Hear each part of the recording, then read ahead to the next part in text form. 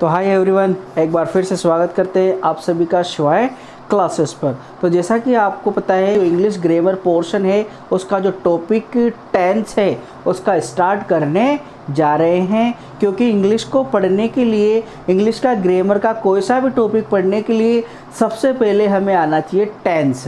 क्योंकि टेंस की अगर हमें नॉलेज अच्छे से नहीं होगी तो हम ग्रामर का कोई सा भी टॉपिक अच्छे से नहीं सीख पाएंगे। From the same reason I have decided to start to teach the first one topic is tense. तो टेंस का है टॉपिक आज हमने पढ़ाने वाले हैं हम आपको, और उसमें लेकिन इस जो टेंस है, इस टेंस से रिलेटेड हमने ऑलरेडी 6 वीडियो बना दिए हैं। वो प्लेलिस्ट में आप जाकर देख सकते हैं। लेकिन वो जो 6 वीडियो है वो हमने बनाए हैं क्वेश्चंस को लेकर कि एग्ज़ाम में और कंपटीशन एग्ज़ाम्स में टेंस को लेकर किस प्रकार से क्वेश्चन आते हैं। लेकिन आज से हमने जो टेंस का वीडियो बनाना स्टार्ट किया है, इस वीडियो में हम आपको सेंटेंस बनाना सिखाएंगे कि हिंदी से इंग्लिश कैसे बनाई जाती है, ताकि आप अच्छे से किसी भी क्वेश्चन को सीख सके और ग्रामर का जो जितने भी टॉपिक है हमारे, वो तभी आपके परफेक्ट होंगे। Otherwise there is no chance to learn completely any topic of grammar. तो इसी वजह से हम आपको सबसे पहले जो टॉपिक है वो टेंस सिखाने वाले हैं कि सेंटेंस में कैसे बनाना सीखा जाता है। तो हम आज से आपको वो सिखाने वाले हैं, तो आप बने रहिए चैनल के साथ। अगर आप हमारे चैनल पे फर्स्ट टाइम विजिट कर रहे हो तो चैनल को सब्सक्राइब कर लो और अपनी इस वीडियो के लिंक को अपने सभी फ्रेंड्स को शेयर करो, ताकि वो भी घर बैठे ही इस वीडियो का देखकर इंग्लिश को अपनी स्ट्रॉन्ग कर सके और सीख सके कि सेंटेंस कैसे बनाए जाते हैं। ठीक है, तो देखो टेंस जो है, टेंस को पढ़ने से पहले हमारे पास जो 2-4 चीज़ें हैं वो आना ज़रूरी है, अदरवाइज टेंस हमको नहीं आने वाले। तो टेंस को सीखने के पहले भी हमारे पास जो है, देखो सब्जेक्ट, जो सबसे पहले हमें आना चाहिए वो आना चाहिए सब्जेक्ट। तो स्क्रीन पर भी देखते रहिए आप कि जो सब्जेक्ट है कि वो कैसे कहेंगे। क्योंकि जब हम टेंस पढ़ेंगे, टेंस में जो फॉर्मूला यूज़ करेंगे, हम स्ट्रक्चर यूज करेंगे, उसमें subject, object, verb, other verb सारी चीज़ें आएंगी। तो जब तक हमें वो चारों चीज़ों का पता नहीं होगा, हम उसको एडजस्ट कैसे करेंगे सेंटेंस में। तो इसीलिए सबसे पहले हमें चारों चीज़ों को देखना है टेंस को पढ़ने से पहले। तो देखो वो चारों चीज़ों को हम थोड़ी सी डिस्कस कर लेते हैं, ताकि आपको कोई कन्फ्यूज़न ना हो सेंटेंस बनाते समय। तो फर्स्ट वन है हमारे पास सब्जेक्ट। तो सब्जेक्ट होता क्या है, इसकी डेफिनेशन क्या होती है, कैसे इसको आइडेंटिफाई कर सकते हैं हम वाइल मेकिंग सेंटेंस। तो सब्जेक्ट का मतलब होता है कर्ता कारक। अब इसकी डेफिनेशन पूछी जाएगी तो डेफिनेशन क्या होगी, इसको ऐसी इसकी डेफिनेशन होगी, सेंटेंस में जो भी कार्य हो रहा है, what am I saying, try to understand. सब सेंटेंस में जो भी काम हो रहा है उस काम को करने वाला डूअर है ना, वो क्या कहलाता है, सब्जेक्ट कहलाता है। फॉर एग्जाम्पल, जैसे मैं एग्जाम्पल दूँ आपको हिंदी में, समझना पहले है ना, पहले हिंदी से स्टार्ट करेंगे ताकि हम बिल्कुल 0 लेवल से स्टार्ट कर रहे हैं। जिसको कुछ नहीं आता वो भी सीख जाएगा। बस आपको चैनल के साथ बने रहना है और वीडियो को पूरे कंसंट्रेशन के साथ देखना है और सीखना है। अगर ऐसा करते हो आप तो इंग्लिश में आप बहुत अच्छे हो जाओगे। ये शिवाय क्लासेस का आपसे प्रॉमिस है। तो कोई भी जो सेंटेंस है उसमें जो भी कोई व्यक्ति काम करता है वही उसका सब्जेक्ट हो जाता है। जैसे अध्यापक आपको पढ़ा रहे हैं, तो इसमें काम क्या हो रहा है सेंटेंस में, पढ़ाने का। अब पढ़ाने का काम कौन कर रहा है, अध्यापक। तो जाहिर सी बात है इसमें सब्जेक्ट कौन हो गया, अध्यापक हो गया। ठीक है, जो सब्जेक्ट है वो हमारे पास 2 प्रकार के होते हैं, है ना। सिंगुलर, सिंगुलर का मतलब एक वचन। सिंगुलर सब्जेक्ट में कौन कौन से आते हैं, ही, शी, इट, वन नेम। ठीक है, जिसके नाम मतलब भी आप अच्छे से जानते हो, है ना। ही का मतलब क्या होता है, वह और उसने, और ये किसके लिए आता है, बॉयज़ के लिए। और शी का मतलब वह और उसने, ये आता है गर्ल्स के लिए। और इट, इट का मतलब यह या इस। और बचा लास्ट हमारा वन नेम। कोई सा भी नेम, एक नाम आ जाएगा तो वो भी सिंगुलर सब्जेक्ट होगा। इसके बाद बढ़ते हैं हम प्लूरल सब्जेक्ट की ओर। आई वी यू दे, जिनके मतलब आई का मतलब क्या होता है मैं, आप सब केवल एक एक मतलब जानते हो, मैं आपको सबके दो दो मतलब बता रहा हूँ। जैसे ही शी सिंगुलर सब्जेक्ट के भी मैंने दो दो मतलब बताए, यहाँ पर भी मैं आपको दो बताऊँगा। तो आई का मतलब क्या होता है मैं और मैंने, देखते जाओ स्क्रीन पे लिखा हुआ है सब। आई के बाद बचा हमारे पास वी, वी का मतलब होता है हम या हमने। तीसरा होता है दे, दे का मतलब वे या उन्होंने। और चौथा है हमारा यू, तो यू का मतलब होता है आप, आपने, तुम, तुमने। ये चारों मतलब यू के होते हैं। तो इसी के अभाव में हम नहीं कर पाते, बहुत से बच्चे स्टार्ट करते हैं सीखना, जो सब्जेक्ट के नॉलेज ना होने की वजह से वो फिर टेंस नहीं सीख पाते।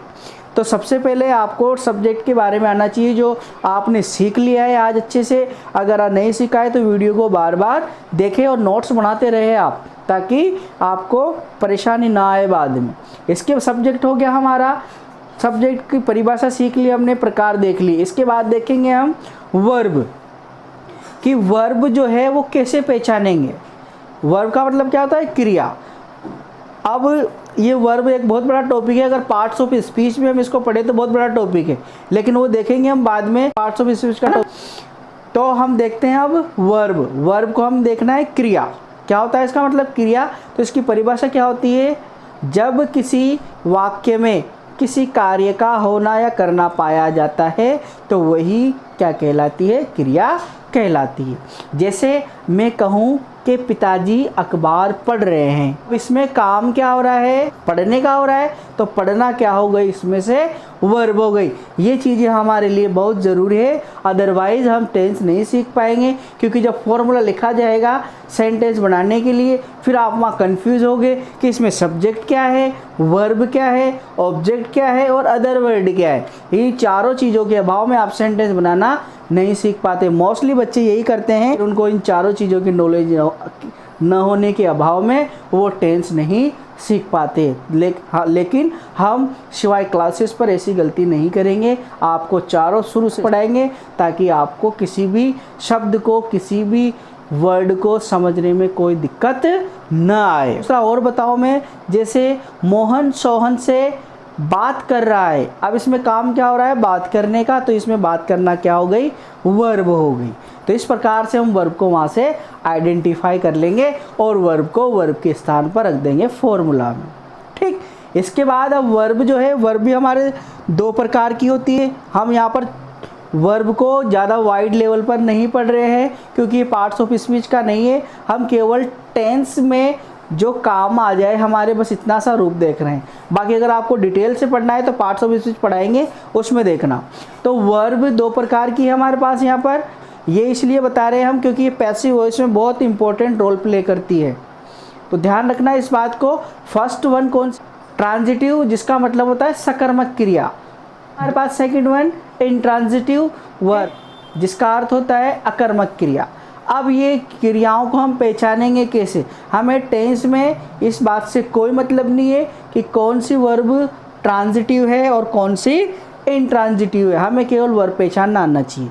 लेकिन फिर भी मैं आपकी सहूलियत के लिए बता देता हूँ कि ट्रांजिटिव कैसे पहचानेंगे। तो हम ये देखेंगे कि जो भी क्रिया है उसके जस्ट पहले हम क्या लगाकर क्वेश्चन करेंगे और आंसर मिल जाएगा तो वो हो जाएगी हमारी ट्रांजिटिव, और अगर आंसर नहीं मिलता है तो वो हो जाएगी हमारी इंट्रांजिटिव। फॉर एग्जाम्पल जैसे प्ले, अब प्ले वर्ब हमसे पूछा जा रहा है कि ट्रांजिटिव है कि इंट्रांजिटिव है। ये हिंदी में भी आता है ना, तो हिंदी इंग्लिश में सेम है। तो प्ले मतलब खेलना, अब खेलने से पहले हमने लगा दिया क्या, क्या खेलना या क्या खेलता है। अब वो खेलना है, कुछ तो खेलता होगा, क्रिकेट खेलता होगा, फुटबॉल खेलता होगा, चेस खेलता होगा, there are so many games to play, है ना। तो बहुत सारा, इसका मतलब हमें इसका जवाब मिल रहा है कि कुछ ना कुछ तो खेलता है। तो ऐसा अगर जवाब मिलेगा तो वो हो जाएगी हमारी ट्रांजिटिव वर्ब। ठीक, जैसे प्ले क्या हो गया, ट्रांजिटिव हो गई। ईट, ईट यानी खाना, क्या खाता है, क्या खाना, है ना, कुछ तो खाता होगा, बिस्किट है, there are so many things to eat. तो इसलिए ये भी क्या हो जाएगी हमारे ट्रांजिटिव वर्ब हो जाएगी। तो इंट्रांजिटिव वर्ब में इसका जस्ट उल्टा हो जाएगा, हम किसी भी वर्ब से पहले क्या लगा के क्वेश्चन करेंगे तो हमें उसका आंसर नहीं मिलेगा, तो वो वर्ब हो जाएगी हमारी इंट्रांजिटिव वर्ब। फॉर एग्जाम्पल जैसे हंसना, व्हाट एम आई सेइंग, हंसना मतलब लाफ, LAUGH। तो लाफ का मतलब क्या होता है, हंसना। अब उसमें हमें लगा दिया क्या, क्या हंसना। अब देखो आप जवाब मिल रहे हैं, क्या हंसना, ये क्या हंस रहा है, बेवकूफ़ बोलते हैं ना, ये कैसे हंस रहा है, पागलों की तरह, पागल ही क्या है, तो ऐसे। अब इसमें हमें जवाब मिल रहा है कि क्या हंसना, किसे हंसना, किसको हंसना। तीन चीज़ें हमारे पास, क्या, किसे, किसको। जरूरी नहीं है हमें क्या से आंसर मिले, किसे से भी मिल सकता है, किसको से भी मिल सकता है। तो आप ध्यान रखना, जैसे मैं क्या तो ले लिया, अब किसे से भी बताता हूँ। जैसे पिताजी सोहन को रोज़ डांटते हैं। अब सबसे पहले तो हमें यहाँ पर क्रिया ढूंढनी, काम क्या हो रहा है, डांटने का। अब डांटना, क्या डांटते हैं, नहीं मिल रहा, लेकिन किसे डांटते हैं, रोहन को डांटते हैं, तो यहाँ से मिल गया हमें जवाब। तो ये भी हो गई हमारी ट्रांजिटिव वर्ब। लेकिन इंट्रांजिटिव में हमें न तो क्या से मिलेगा जवाब, न किसे से मिलेगा, और न ही किसको से मिलेगा। ठीक, अब इसके बाद हम देखते हैं इंट्रांजिटिव के उदाहरण। जैसे लाफ ले लिया, इसके बाद वॉक लो, WALK, वॉक, वॉक यानी चलना। अब क्या चलता है, किसे चलता है, किसको चलता है। There is no answer of this particular verb, it means it is an intransitive verb. तो इसका मतलब क्या हो गया, अब ये एक अकर्मक क्रिया हो गई। जिस भी वर्ब का हमें आंसर नहीं मिलेगा, क्या, किसे, किसको से लगाकर वो चीज़ हो जाएगी हमारी इंट्रांजिटिव वर्ब, जैसा कि आप स्क्रीन पर देख रहे हो। अब ये हुई हमारी वर्ब हो गई। अब how many forms of the verb are there in English. सभी बच्चों का आंसर आ रहा होगा मन में कि 3 होती है, 3 होती, किसी का 4 भी आ रहा होगा, है ना। लेकिन my dear aspirants, there are 5 forms of the verb. कितनी फॉर्म होती है वर्ब की, 5 होती है। ध्यान रखना है इस बात का, 3 4 नहीं, पूरी 5 होती है। फर्स्ट, सेकेंड एंड थर्ड आप जानते हो। मैं एक एक दो उदाहरण लिख देता हूँ आपका। जैसे स्क्रीन पे देखो, first form, second form, third form, fourth form और फिफ्थ फॉर्म। अब इनको सबको एक दो वर्ब ले लेता हूँ। जैसे मैंने ले ली फर्स्ट, नंबर 1 ले ली सी। अब सी कौन सी हो गई, फर्स्ट फॉर्म, SEE। अब इसके बाद लिया हमने सा कौन सी हो गई, सेकंड। इसके बाद थर्ड कौन सी हो जाएगी, सीन। यहाँ तक सबको पता है, लेकिन चौथी फॉर्म कुछ को पता होगी। चौथी फॉर्म होती है ING। जब किसी भी फॉर्म में हम ING लगा देते हैं तो वो बन जाती है fourth form of the verb. तो ये सिंग, SEEING, ये हो गई फोर्थ फॉर्म। अब लास्ट जो फिफ्थ फॉर्म है, शायद ही आप में से किसी को पता होगा, लेकिन आपको बता दिया जा रहा है यहाँ पर। यदि हम किसी भी में फर्स्ट में ACS ऐड करते हैं तो वो बदल जाती है वर्ब की फिफ्थ फॉर्म में। तो सी की फिफ्थ फॉर्म क्या हो जाएगी, सीज। एस लगाओ, ES लगाओ, IS लगाओ, तीनों में से कुछ भी अगर वी फर्स्ट में आप लगाते हो तो वो बदल जाती है वर्ब की 5वीं फॉर्म में। अब इसके बाद जैसे हमने और ले लेते हैं, जैसे हमने ले लिया गिव, गेव, गिवन, गिविंग, और लास्ट 1/5 हो जाएगी गिव्स। तो इस प्रकार से वर्ब की 5 फॉर्म होती है, ध्यान रखना आप। ठीक है, ये हो गई हमारे वर्ब की बात। अब आपको डेली एक काम करना है, होमवर्क दे रहा हूँ। डेली आपको कम से कम 3 वर्ब याद करनी है। 3 का मतलब क्या हो गया, 3 × 5 = 15 वर्ब याद करनी है डेली, क्योंकि इसके अभाव में हम फिर नहीं सीख पाएंगे। क्योंकि अगर उस वर्ब सेंटेंस को जब हम इंग्लिश बनाना सीखेंगे, वहाँ पर हमारे पास जब कोई वर्ब आ गई लेकिन हमें उसकी इंग्लिश नहीं आ रही तो हम क्या कर लेंगे, फिर तब भी नहीं आएगा, है ना। इसका मतलब ये हो गया पानी के कुएं के पास जाकर भी हम प्यासे हैं, क्योंकि हमारे पास उसको निकालने का कोई इक्विपमेंट नहीं है पानी का। इसी प्रकार से हमारे पास यहाँ पर उसकी नॉलेज नहीं है तो हम उसको नहीं बना पाएंगे। तो डेली आपको क्या करना है, 3 वर्ब लिखनी है, उसको याद करनी है और उसकी 5 फॉर्म भी लिखकर याद करनी है ना। ये हुई हमारी वर्ब। अब इसके बाद हमारा बचा ऑब्जेक्ट। क्या बचा? ऑब्जेक्ट। तो ऑब्जेक्ट भी हमारे वर्ब के अनुसार ही काम करता है। जैसे हमने ट्रांजिटिव इंट्रांजिटिव को आइडेंटिफाई किया तो उसी प्रकार से हम ऑब्जेक्ट को आइडेंटिफाई कर लेंगे। फ़र्क इतना सा है कि हम ट्रांजिटिव इंट्रांजिटिव से एक कदम और आगे चलेंगे। उसमें तो हम केवल ये देखते थे कि जवाब मिल रहा है कि नहीं मिल रहा। यहाँ पर हम ये देखेंगे जवाब मिल रहा है तो क्या मिल रहा है, जो जवाब मिलेगा वही ऑब्जेक्ट हो जाएगा, है ना। तो ऑब्जेक्ट को देखो, जैसे उदाहरण देता हूँ आपको, जैसे मैं अंग्रेजी पढ़ाता हूँ।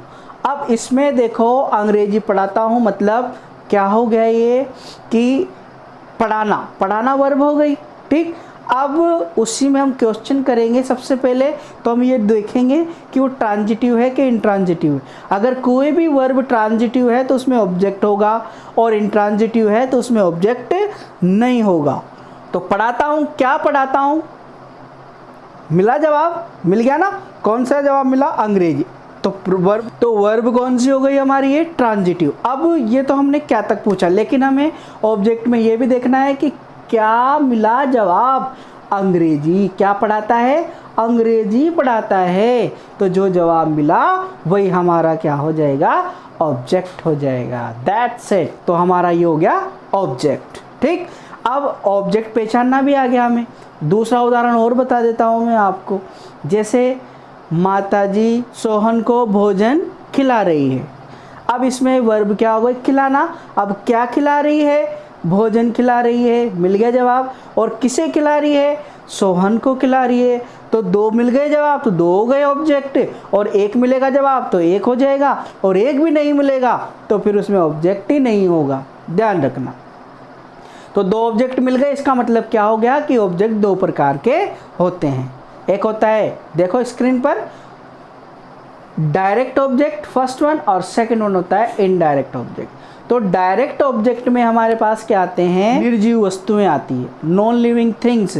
जो भी जितने भी हमारे नॉन लिविंग थिंग्स दिख रही है, all the non living things are called direct object.